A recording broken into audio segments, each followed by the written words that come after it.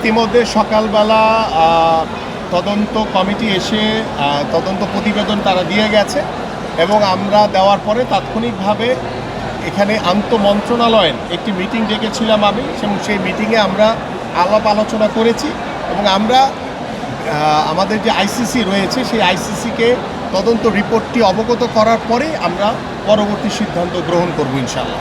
আমি কিছুই জানি না এটা সম্পর্কে। আমার কোনো ফেসবুকে তো আসলে সত্য কথাও দেখি আমরা, মিথ্যা কথাও দেখি।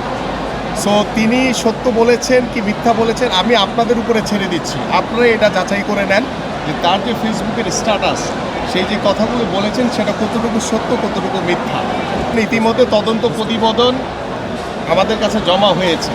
সো তিনি অংশগ্রহণ করেননি, নিশ্চয়ই সেই তদন্ত প্রতিবেদনের ভিতরে রয়েছে এবং আমরা সেটি যাচাই বাছাই করেছি যে তিনি উপস্থিত হননি, সেটিও আমি দেখেছি। সো এটা আমরা পরবর্তী সিদ্ধান্ত আইসিসির সাথে কথা বলে তারপরে আমি সিদ্ধান্তগুলো জানাবো আপনাদের। 200-র বেশি সার্ভিস ও ফিচারে লেনদেনের সব বিকাশ অ্যাপে সম্ভব।